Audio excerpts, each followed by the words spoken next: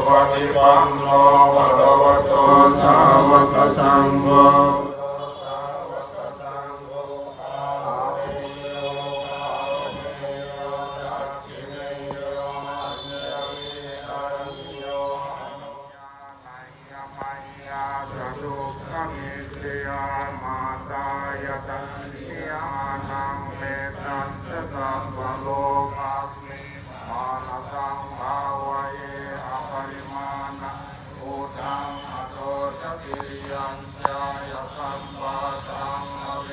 यहाँ उपस्थित गण्यमान्य व्यक्तिगण, बुद्ध उपासिकागण, आज के इस महान जयंती में उपस्थित चीफ गेस्ट एनडीसी साहब जी, बीटीएमसी के मेंबर अरविंद सर जी, पूर्व बाबा साहब अम्बेडकर एक बहुत महान व्यक्ति थे जिन्होंने भारतवर्ष के संविधान का निर्माता और राजनीतिज्ञ, अर्थशास्त्री और समाज सुधारक, उनका याद में आज हम लोग किसी को मनाया है। इसलिए आप लोग सभी को उत्तर में हम बीटीएमसी की ओर से सभी को हार्दिक अभिनंदन। बोधिसत्व का जन्म एक बहुत दुर्लभ है। आज के बाबा साहब के जयंती के शुभ अवसर पर बीटीएमसी के सभी अध्यक्ष और सदस्यगण, आजी माजी और सब भिक्षु संघ और सभी को मैं जय भीम नमस्ते करता हूँ। आज बाबा साहब की जयंती हम मना रहे हैं। बोधिसत्व हमेशा के लिए पूरी कुर्बानी की तैयारी रखता है। डॉक्टर बाबा साहब अम्बेडकर जी ने ये अखंड भारतवासियों के लिए, केवल बौद्ध लोगों के लिए नहीं, केवल अछूत लोगों के लिए नहीं, तो यहाँ के देश भर के सभी लोगों के लिए ऐसी कॉन्स्टिट्यूशन, ऐसी घटना बनाई, वन मैन वन वैल्यू, हर एक को मत देने का अधिकार पहली बार बाबा साहब ने इस समाज को, इस देश को दिया है। हमारे हाथ में है कि ये देश कैसा चलाना है, किस तरीके से चलाना है। इतना बड़ा स्वातंत्र हम सभी को बहाल किया है। बोधिसत्व अपनी खुद की कुर्बानी देता है, बलिदान देता है और औरों का कल्याण चाहते हैं। बाबा साहब ने यही किया। राष्ट्रपति बनने का रास्ता दिखा रहा है, पंतप्रधान बनने का रास्ता दिखा रहा है।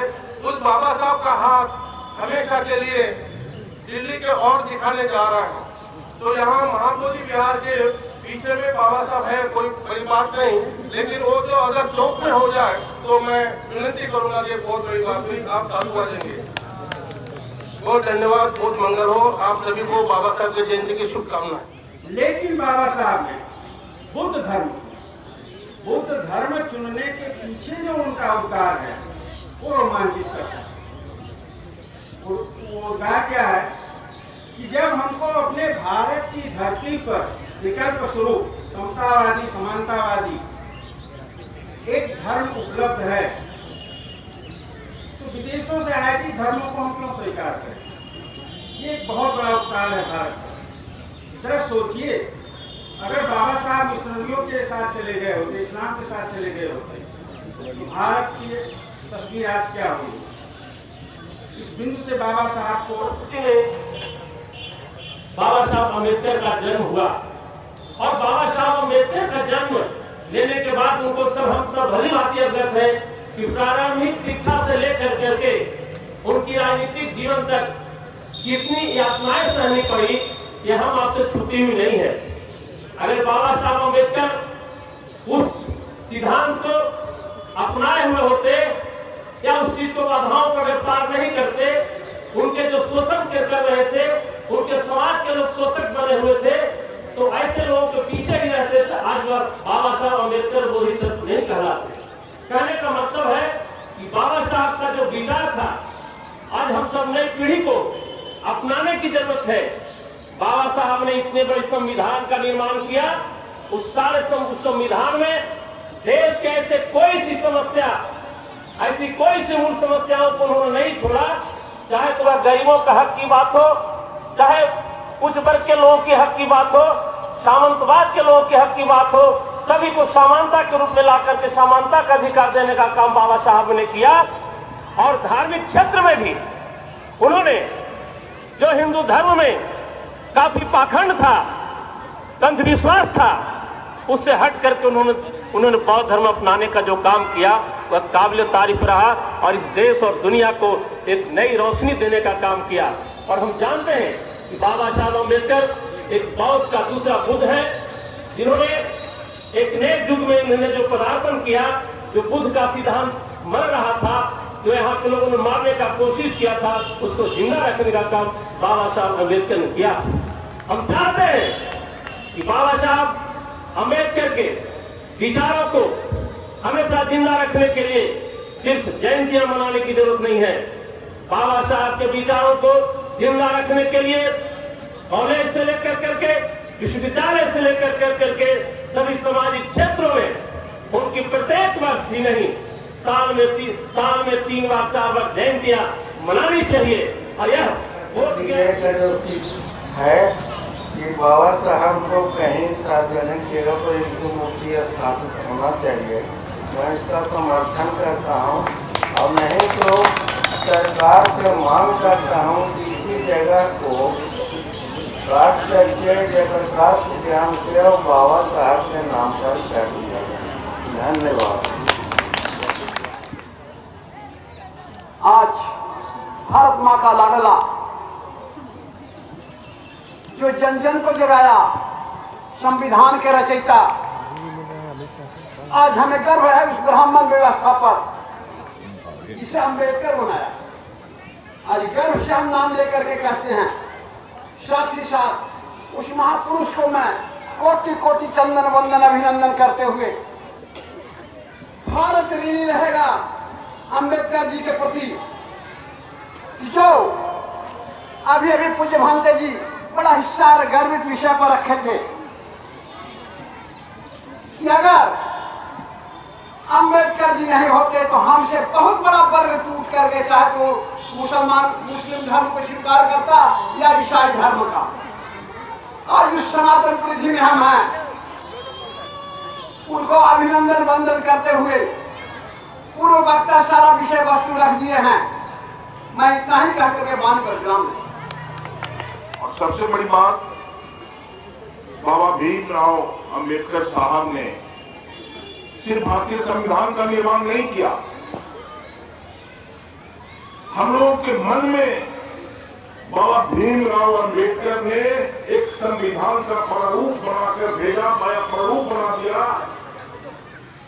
कि इस समाज में, इस धरती पर जो लोग आया है सभी का सम्मान, अधिकार, सम्मान, क्रियाकलाप और सम्मान कार्यक्रम में भाग लेने का अधिकार मिला हुआ है।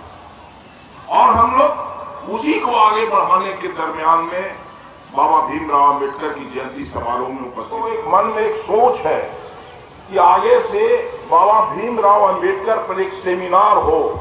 जैसे हम लोग बौद्ध महोत्सव में सेमिनार करते हैं, उसी तरह से एक सेमिनार बीटीएमसी के द्वारा आयोजित हो, जो दिन भर कार्यक्रम चले और अच्छे अच्छे वक्ता को उसमें बुलाया जाए जो बाबा भीमराव अंबेडकर को ज्यादा अच्छे तरह से जानते हैं या उनके लिखे हुए पुस्तक को पढ़े हुए हैं।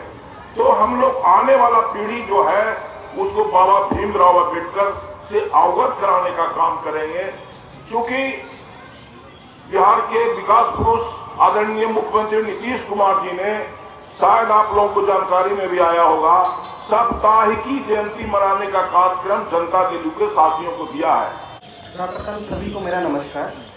यहाँ पर उपस्थित अन्य बिहार के प्रधान शिक्षकगण, उपस्थित बौद्ध समुदाय, भंते एवं उपासकगण, पूर्व सचिव बीटीएमसी के सचिव श्री कालीचरण जी और जनप्रतिनिधिगण और वर्तमान सदस्य बीटीएमसी के सभी लोग मैं यहाँ अभिनंदन करता हूँ। आज हम सभी बाबा साहब डॉक्टर भीमराव अम्बेडकर की जयंती के अवसर पर यहाँ एकत्रित हुए हैं। यह मेरा सौभाग्य है कि बीटीएमसी का प्रभारी सचिव होने के नाते महाबोधि मंदिर के निकट स्थित बाबा साहब की इस सुंदर और प्रेरणादायी मूर्ति पर श्रद्धासुमन अर्पित करने का मुझे अवसर मिला। डॉक्टर भीमराव अम्बेडकर एक महान शिक्षाविद, समाजशास्त्री, संविधान निर्माता, दलितों के उद्धारक, भारत की विधि मंदिर के साथ साथ आधुनिक भारत में बौद्ध धर्म महानतम पुनरोहित एक थे। उन्हें बौद्ध जन बोधि सर्व की संज्ञा से सम्मान देकर संबोधित करते हैं। समस्त भारतीयों के लिए श्री बाबा साहब अविस्मरणीय रहेंगे। भारतीय संविधान रचना में डॉक्टर अम्बेडकर साहब का उत्कृष्ट योगदान रहा। उन्हें भारतीय संविधान निर्माता और जनक भी कहा जाता है। उनके मूल मंत्र शिक्षित बनो, संगठित हो और संघर्ष करो सबके लिए प्रेरणादायी है। हम बाबा साहब के प्रति अपना श्रद्धा समर्पित करते हैं। सभी बंधुगण, खिदमतगण, बीटीएमसी से जुड़े हुए सभी सहयोगी के प्रति मैं आभार व्यक्त करता हूँ और इसके साथ अपनी वाणी को विराम देता हूँ। जय भीम, जय बुद्ध, जय भारत। आज के शुभ दिन पर सभी को धन्यवाद साधुवाद देता हूँ।